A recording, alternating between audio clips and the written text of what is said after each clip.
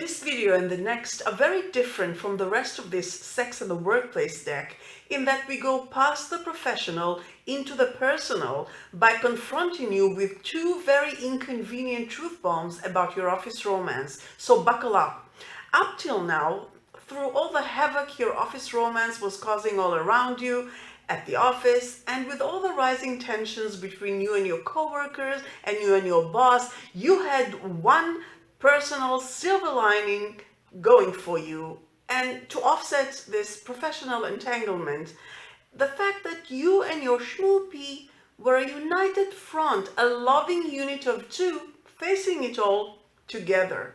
Today and next time, however, you're going to find out how that could potentially reverse, making your office romance situation a most frustrating and painful one, causing you a career setback, even your workplace.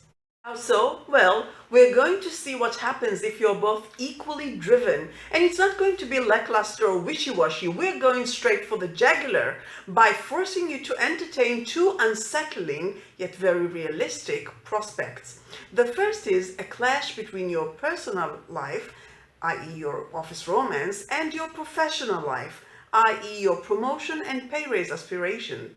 The second unsettling but realistic prospect is the heartache of a breakup of your office romance with the added stress of continuing to work shoulder to shoulder on the same team afterwards. And here's the spoiler: if you're both equally driven, you are on a collision course with the countdown already in progress and the collision just waiting to happen. So hold on tight and let's run this simulation of how your office romance might not only come between you and your chances for a promotion and pay raise, but also come between you and your schmoopy, and how it could make you face a heart-wrenching dilemma: love or money. Hi, I'm the Boss Problem Buster, founder of the Pay Raise Commando, a senior organizational consultant of 24 years, having worked across cultures, industries, and ranks with 7,250 employees trained between us, my team and I. I'm also a social psychologist with a master's and a bachelor's degrees, both with honors. My team and I train past-over corporate professionals like you to get that pay raise and promotion you are overdue for, so that you can finally kill your Monday blues before you sink any further and bring your inner joy back, which is the best part of my job and the goal of this channel: kill your Monday blues and bring your inner joy back. So if you'd like to get a promotion with a pay raise, or a pay raise independent of a promotion, and kill your Monday blues and bring your inner joy back, subscribe, give this video a thumbs up, and hit the notification bell so that we can meet again. Plus, if you'd like the full transcript of this video and all the videos on this channel, see the link in the description. It's on our website, BossProblemBuster.com, because it's too long to paste here, so not a trick to get you there. But if you do hop over, you'll find many practical reads and a forum where you can discreetly and anonymously ask us anything in regarding to landing that promotion and pay raise, to which we reply very quickly. Now, back to the salt mines. Busters, welcome back. So which will it be for you, love or money? How sure are you of your choice? Would you like to reconsider? Say if it changes by the end of this video, but for now, brace yourself for this ride. We've got a lot to cover. Let's go. The two final office romance boss problems on this deck are number 7, which is the last of the 7 we were enumerating all along, and a bonus number 8, which we'll address on the next and last video, together with all the fixes to all the problems, as I've promised. The number 7 office romance boss problem that might screw up both your chances for a promotion and a pay raise and your relationship is: if both of you are eligible, none of you is getting it. Yet another inconvenient truth bomb to the pile. But this is only half of it, the professional half. The second, personal half, is as inconvenient and as true, and that is: if you are both equally driven, your lover is actually your competitor. See, I told you today we go past the professional into the personal. And this lover-competitor inconvenient truth bomb, you may brush it under the rug all you want, but it's there, lurking. It will come to the forefront when an actual opportunity for a promotion arises, especially for a coveted position, all the more so if it comes on the market, so to speak, only once in a blue moon, and, as with any other promotion, it can land in the lap of only one person. So let's break it all down. First, the professional half, because that's the main reason we're here. In case you and your schmoopy are both truly eligible for a promotion and/or a pay raise, or just think you both are, and since it is not likely that two co-workers can be promoted at the same time from the same team, certainly not for the same position, and since it is also not likely that two co-workers can get the exact same pay raise at the same time, if at all, then when the opportunity arises, your boss would probably just rule both of you out. He or she would not want to deal with the possibility of one of you being disgruntled. Why? 3 reasons. A, it is more difficult to manage such a person. B, it hurts team morale and performance. And C, why rock the boat even further? The situation of having an office romance within your team, speaking from your boss's point of view, makes it delicate and intricate enough to manage. No need to add to it the tensions of the couple having issues with one another, which a choice of one over the other for a promotion and/or a pay raise might very well do, and then the couple also might break up. So even a greater headache in regards to tensions within the team. Who needs it? Better just pass them both over. At this point, there is an important emphasis and distinction that needs to be made. What I've just described is different from the previous video, Office Romance BossProblem number 6, where your boss wouldn't promote you or give you a pay raise because of your Brangelina fused brand. If you've missed that one or any of the others, catch up on the lot right here, and I'll put a link in the description as well. How is it different? Well, here on number 7, your boss is consciously and deliberately overruling both of you despite acknowledging that both of you are eligible. Why? Because he or she is afraid of the ramifications of promoting only one of you, or giving a pay raise to only one of you, or giving a higher pay raise to one of you over the other, because it's a potential mess. As in the previous video, number 6, your boss did not even consider you because your individual professional brand was fused with that of your schmoopy, hence Brangelina, to the point that it was unclear what unique contribution, if any, either of you bring to the table.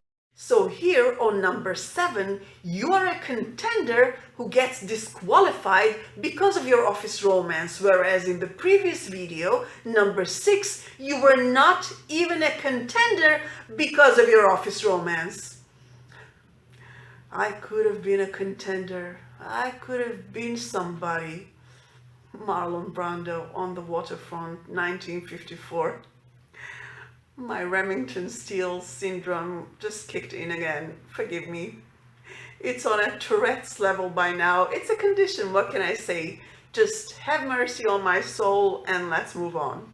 There are other instances where your boss might decide against both of you, even though you are both deemed eligible, just because of your couplehood, meaning that had you not been a couple, he or she would have chosen one of you.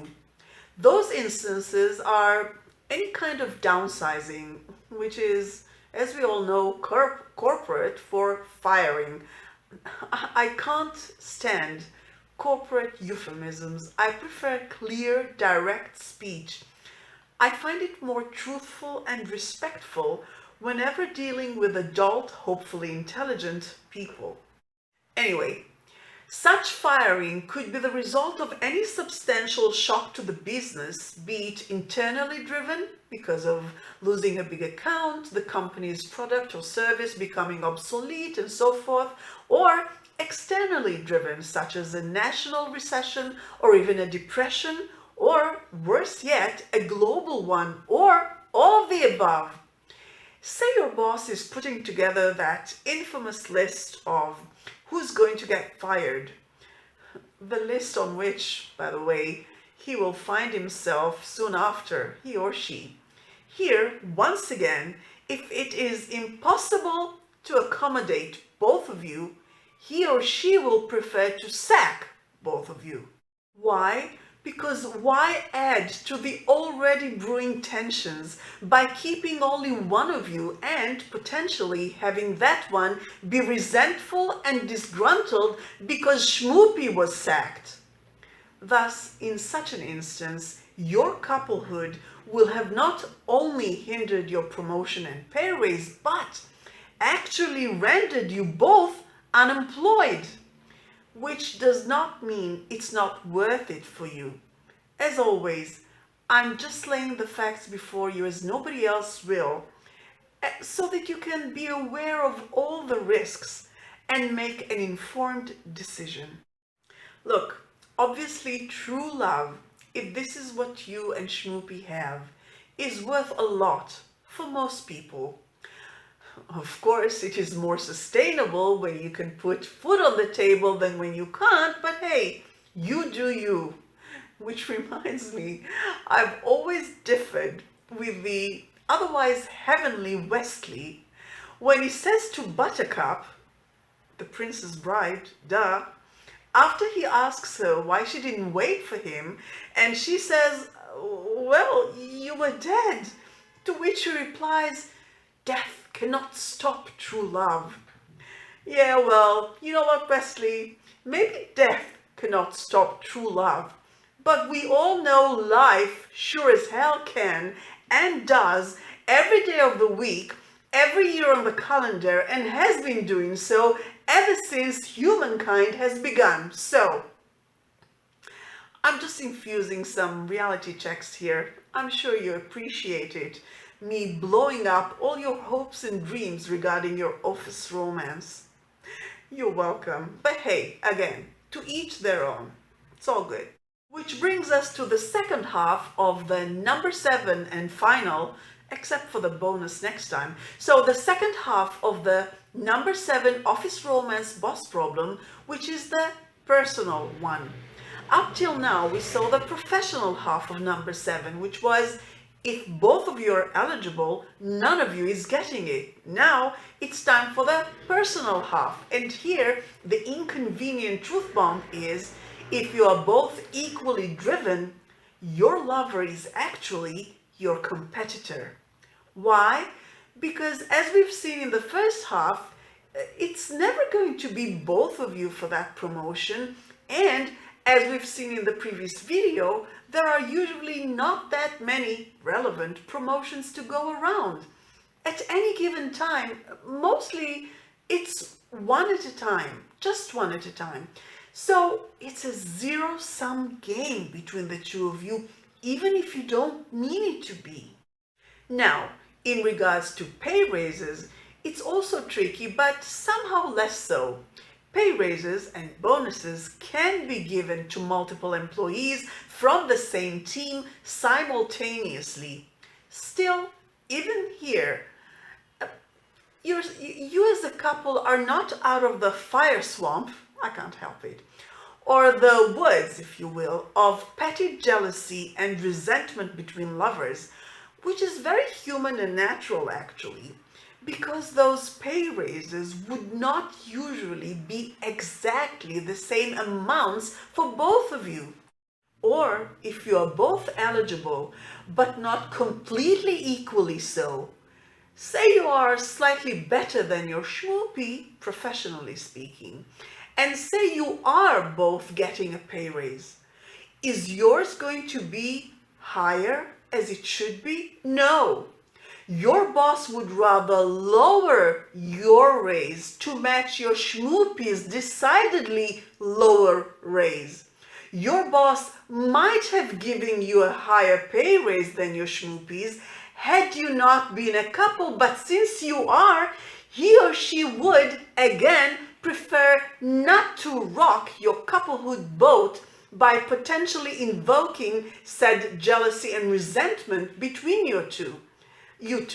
And not for the sake of sparing your emotions, but for the sake of sparing your bosses and the potential headache and hassle of dealing with it. Which, to be fair, is also very human and natural. So it's not that your boss is necessarily horrible. We are all looking to make our lives easier. Now, the PC thing to say, I abhor political correctness, but the PC thing to say is, if you really love her or him, you will be happy for them when they get the promotion you also wanted and you don't. Or when they get the pay raise you also wanted and you don't.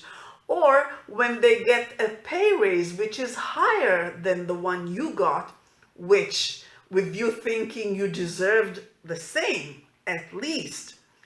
Which is true, of course, but let's face it. It is easier to be happy for someone, even a loved one, when their success is not at the expense of your success. And this is at your expense. As we've just seen, even though your schmoopy didn't mean for it to be so. And it's not their fault. It wasn't even their decision. It's your boss's. Still.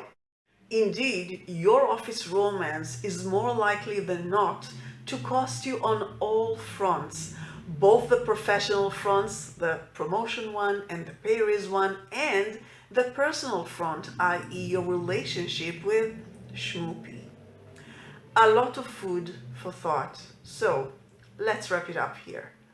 Join me next time for the final installment of this Sex and the Workplace deck, where I'll present you with a bonus boss problem I promised at the beginning of this video and that you need to consider, and most importantly, where I'll bring everything home with all the possible fixes and solutions to all the Office Romance boss problems I've presented you with.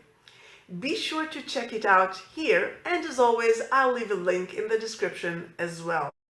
And if you appreciate my work and would like to see more, you know the drill, but I'll say it anyway. Subscribe, give this video a thumbs up, and hit the notification bell so that we can meet again.